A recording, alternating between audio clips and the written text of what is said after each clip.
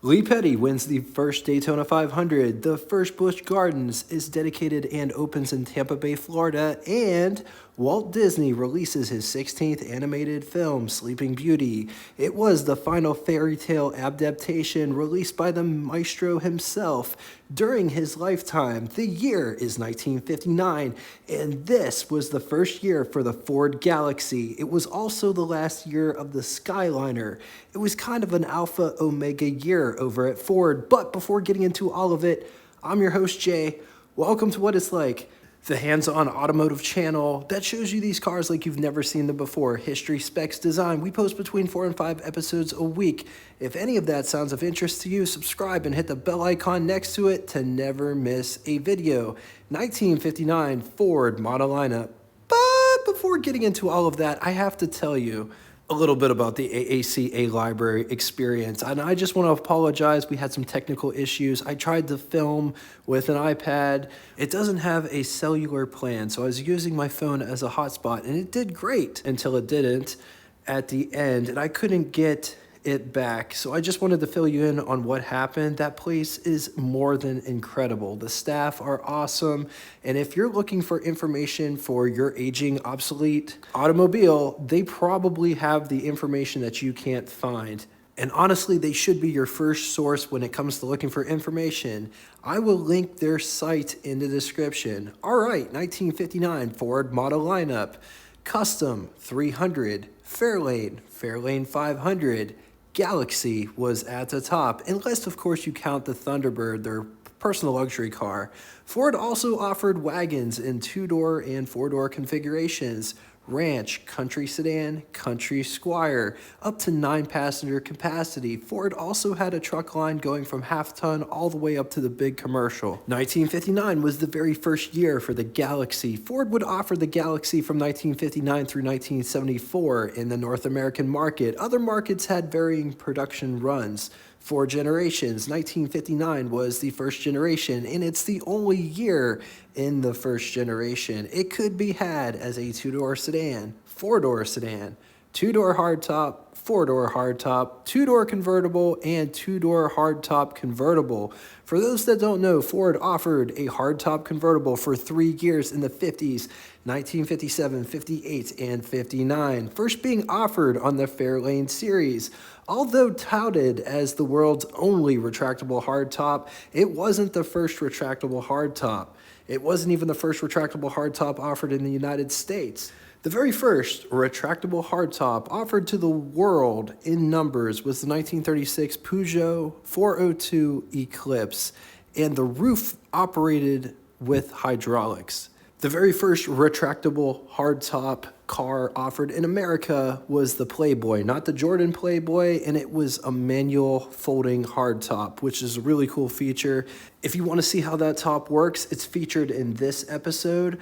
Chrysler also made a concept car, which technically predates the Playboy. The Thunderbolt was shown at the New York Auto Show from 1940 through 1941. Chrysler made 4 or 5 of those cars. They were priced at $8,250. 8 of them were planned to be made, but I guess only 5 of them were built, and only 4 of them survive. Interesting to note that the Galaxie trim would appear as a trim on the Fairlane 500 series. So there's Fairlane 500 badging as well as Galaxie badging on this car. 1959 did see a bit of a redesign, so let's compare. 1958 Ford Fairlane 500 on top, 59 Galaxie on the bottom, starting in the front. There are a few similarities worth pointing out before getting into all of the differences. Both have quad lights with hoods. Both have wraparound windshields with the same vent windows. Both have fender markers. Bumpers are completely different, as well as the whole front fascia between these two cars. The 58 has a fake hood scoop, and the hood slopes down, whereas the 59 has more of an aggressive curve down in the front. Turn signal locations are different as well as different shapes, more rectangular and higher up on the 58 versus lower and circular on the 59. Moving to the side profile, notice how much further the front bumper goes to the wheel arch on the 59 versus it doesn't go quite that far on the 58. Gas door location moves slightly. Also, size and shape is different between the two gas filler doors. The 59 has more body lines sculpted into the sheet metal. Moving aft, bumpers are different as well as lights. Both brake lights and backup lights, placements and shapes are different. Exhaust ports in the bumpers on the 59 versus mounted just below on the 58. Jumping inside to take a quick gander at the interior and dash situation, which are completely different. Which one do you like better? Let's talk specs. 208.1 inches long, 76.6 inches wide. It rides a wheelbase of 118 inches. It weighs 4,065 pounds. Price, $3,350, which would be equivalent to you spending $36,339.33 in the year 2024. Total, 1959 Ford production, which was a stellar year for Ford. They produced 1,450,953 units, of which Skyliner Galaxie Skyliner was 12,915 units. Moving on to engines, which there was a lot of different engines to choose from. You could literally have it your way over at Ford for 1959, starting in the proverbial basement. 223 cubic inch displacement, mileage maker 6, overhead valve inline 6, 3.7 liters. It was good for 145 horsepower at 4,000 RPM. Bore of 3.6 inches and a stroke of 3.6 inches. 4 main bearings. Compression 8.6 to 1. When backed with a 3-speed manual transmission, 0 to 60 could be had in 17.2 seconds with a theoretical top speed of 93 miles per hour while achieving an average of 14.6 miles to the gallon. It's important to note that the bore and stroke sizes may be rounded. Moving on to the first V8, which was the 292 cubic inch displacement Y-block V8, 4.8 liters. It was good for 200 horsepower at 4,400 RPM with a bore of 3.8 inches and a stroke of 3.3 inches. Compression was 8.8 to 1 with 5 main bearings. When backed with a 3-speed automatic, 0 to 60 could be had in 11.6 seconds, with an alleged top speed of 103 miles per hour while achieving an average of anywhere between 12.7 to 14 miles to the gallon. Moving on to the next V8, 332 cubic inch displacement, overhead valve V8, 5.4 liters. It's good for 225 horsepower at 4,600 RPM, 325 pound-feet or 441 newton meters around 2,800 RPM with a bore of 4 inches and a stroke of 3.3 inches. Compression is 8.4 to 1 with 5 main bearings. When backed with a 3-speed automatic cruise-o-matic, 0 to 60 could be had in 11.9 seconds while achieving an average of 12.2 to 14 miles to the gallon with a theoretical top speed of 109 miles per hour. Moving on to the biggest and baddest engine on offer for the Ford Galaxie, the 352 cubic inch displacement overhead valve special Thunderbird V8, 5.8 liters. It was good for 300 horsepower at 4,800 RPM, 380 pound-feet or 515 newton meters around 3,800 RPM with a bore of 4 inches and a stroke of 3.5 inches. When backed with a manual transmission, 3-speed, 0 to 60 could be had in 8.3 seconds. Theoretical top speed of 125 miles per hour while achieving an average of anywhere between 10.9 to 12 miles to the gallon. Transmissions on offer, 3-speed manual with optional overdrive, 2-speed automatic Ford-o-matic, and 3-speed automatic cruise-o-matic.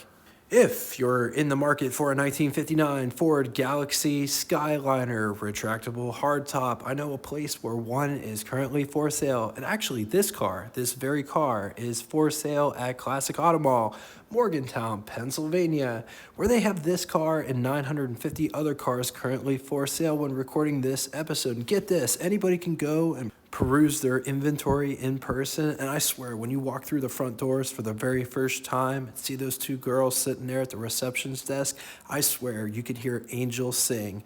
Insert angelic voice because I'm just not feeling up to it today. Anyway, for hours of operations, directions, and to see more pictures and get the full scoop on this very car, be sure to click the link below after the show. Ford can be. It's elegantly new, right up to its sparkling fashion star grille. This model is the Galaxie Town Victoria. And now, let's look over the other members of the wedding.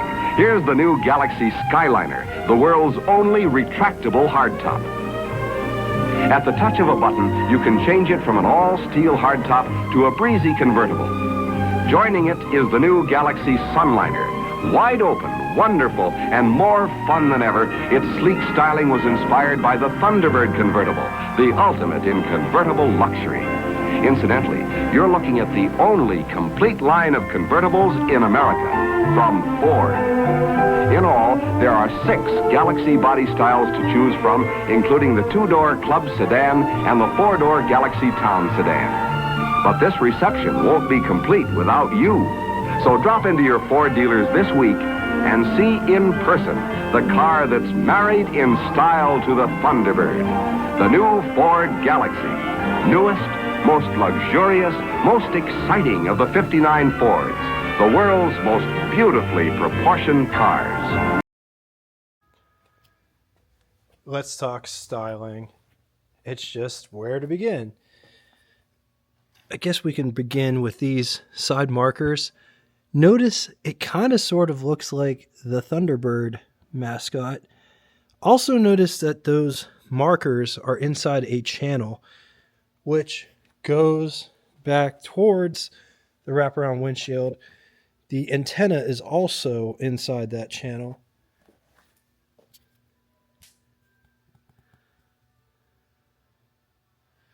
Beautiful stainless trim right there. So check out those headlight bezels. A lot of texturized effect in that. Then you have the grille, which look like little stars, which is fitting because this is a Galaxie. It's got Dagmars, tiny ones, with rubber. I guess that's to protect you from getting impaled. Turn signals down here. Also notice how they're Frenched. Also look at the cascading effect going towards that light. The bumpers wrap around to the fender section.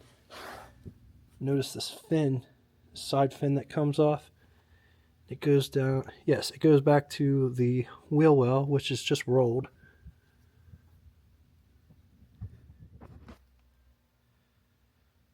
Ford crest, nice and proud there in the center.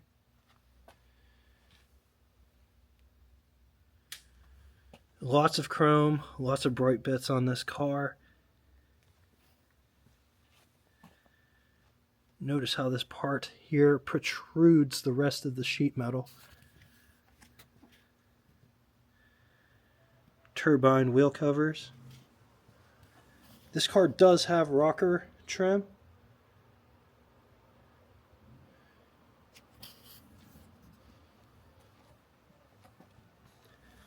Check out this texturized trim. It starts right here and it gets broader as it goes down the side of the car. Side mirrors are mounted to the front fenders.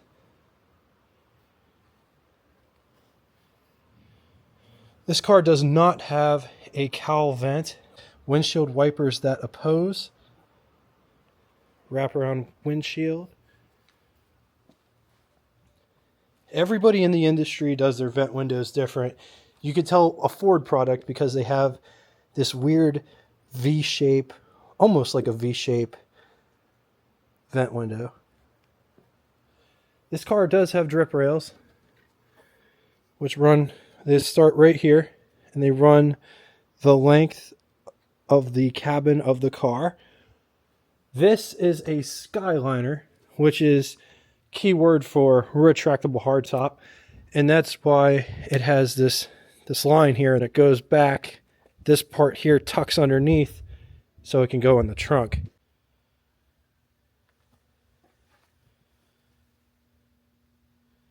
This car does have fender skirts, which are bright, Also flared out at the bottom. Also has a little bit of, it also has a protrusion here that kind of sort of mimics a flare. And then this texturized bit at the end. Also notice how this protrudes.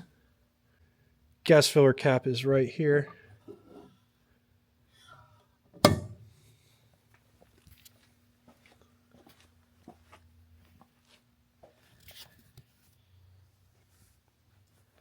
Galaxy script.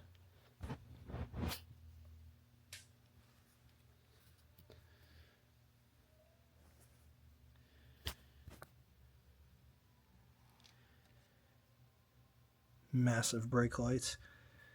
Just look at the textured effect. Looks like a jet. The bumpers in the back do not mimic the front bumpers. They are different. Also notice these exhaust ports inside the bumpers. It's got Dagmars in the back as well with rubber bits.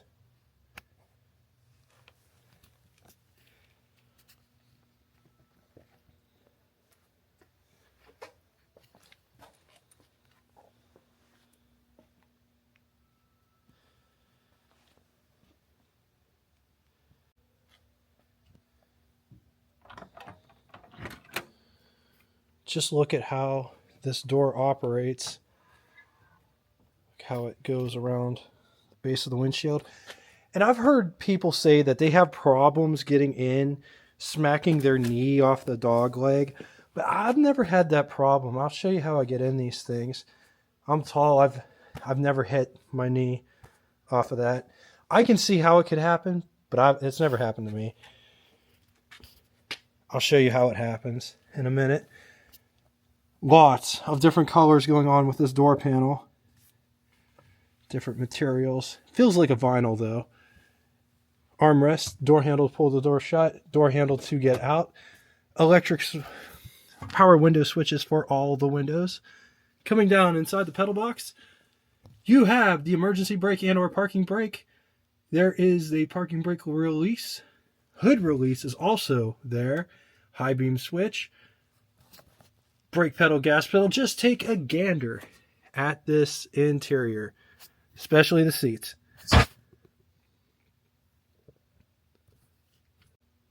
So how I get in is I usually just sit down and then just pull myself in and just put my knees right underneath this, and I don't smack my...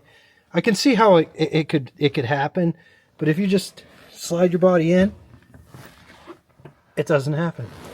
Right? At least it never happened for me. This is what over the hood looks like. Here is what first person over the hood would look like. On to the button switches and knobs, moving from left to right. Key/ignition, headlights. Left, air vent, drive modes read, park, reverse, neutral, drive 2, drive 1, and low. Right, air vent, windshield wipers. Lighter, gasoline gauge. Left, turn signal indicator just above it, oil pressure, warning light, odometer, 120 mile per hour speedometer, amp/generator warning light, coolant temperature gauge, right turn signal indicator just above that, fan blower motor, notice there's 2 speeds, high at the top, off in the center, low at the bottom. Top slider is for the temperature, bottom slider is for off, heat, defrost, radio, and clock. Up above, you got sun visors with a cutout here for the rearview mirror with daytime, nighttime feature in the center, as well as another sun visor over there. And they could both be pretty much in use, and you could still use the rearview mirror.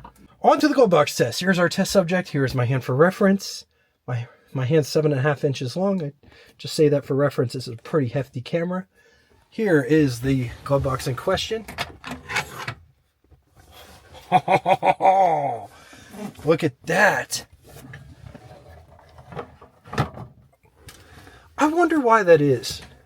It's different across the board. The camera did not fit in the Edsel glove box, but it fits in this one. And it shuts. Ashtray. I also forgot this era of Ford is what enabled the crotch test. Look at my hand in between my lap. There is room, but barely. It's very snug. There's nowhere to really go. And yeah, this is the era of Ford that created that test, because it's just so tight. It's not in my crotch, but it's almost in my crotch. Getting out. So here's my knee situation. And just slide out like this. See? No issue. Getting in the rear, just fold the seat fart out of the way. And it pivots out of the way, allowing plenty of access into the rear. Alright, here is what the front looks like from the back. Let's take a quick gander at the greenhouse, or the pillar to glass ratio, which is really nice in this car. All things considered, this is what visibility looks like out the back from the back seat. There is a parcel shelf behind. Fords have a weird sitting position. It feels like you're taking a power poop. Look at how much the back dips down. This is pretty much straight up and down. It's almost like, did you ever sit in the movie theater when you were a kid and you just messed with the chair? This is almost like that. This is almost like an auditorium bench seat where you're just like leaning back, but you don't have the leaning back effect. It's just my opinion. Just take a gander at this ceiling. There is a dome light in the center. There aren't any coat hooks though. This one has electric windows, ashtray, as well as armrest.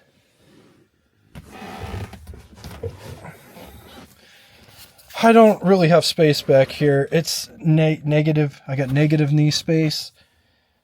I'm 6'2". You could fit kids back here. It wouldn't be a problem. But if you... So getting under the hood, we've already released it from the inside. Notice this has a J-hook.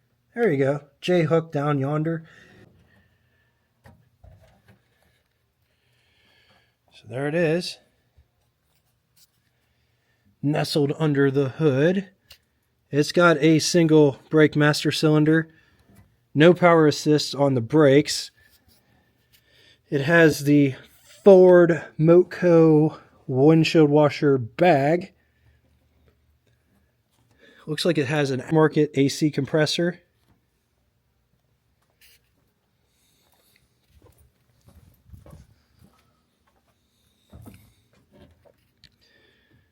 I just love how accessible everything is. It has a 12-volt battery.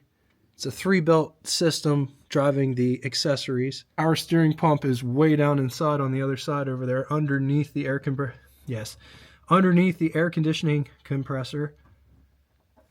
Coil is mounted in the front, right next to the distributor.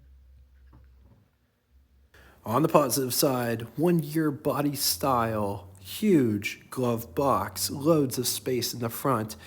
Hood releases on the inside, tons of engines to choose from, steel roof convertible. Against it, it's a huge car and there's not a ton of space in the rear. To access the trunk, you have to hit the power top button, and it's not the fastest thing in the world. When the top is in the trunk, there isn't that much space in the trunk. All right, now it's time for Would You Rather 3 scenarios today. In the first scenario, would you rather have a 1959 Chevy Impala convertible, or 1959 Ford Galaxie Skyliner, or 1959 Plymouth Fury convertible? I'm going to leave this here for a minute. If you need more time, feel free, pause the video. Now it's time for the second scenario. Out of all of the Skyliners, which one's your favorite? 1957 Ford Fairlane 500 Skyliner, or 1958 Ford Fairlane 500 Skyliner? It's a mouthful. It's a real tongue twister. Or 1959 Ford Galaxie Skyliner. I'm going to leave this here for a minute. If you need more time, feel free to pause the video. On to the final scenario. If you could have either one, which one would it be? Would you prefer the 59 Galaxie Skyliner or the 59 Thunderbird? Once again, going to leave this here for a minute. If you need more time, feel free to pause the video. Now it's time for Name That Tune. First person to give both the name of the band and the song title correctly in the comment section will have their comment pinned to the top of the comment section. Thank you all so much for coming out and watching this. If you'd like to get in touch with me, shoot me a comment in the comment section below. If you'd like to send me something more personable, you can always send me something through email. My email address is what_is_like@yahoo.com. Thanks again for everything that you guys bring in the comment section. And until next time, toodaloo.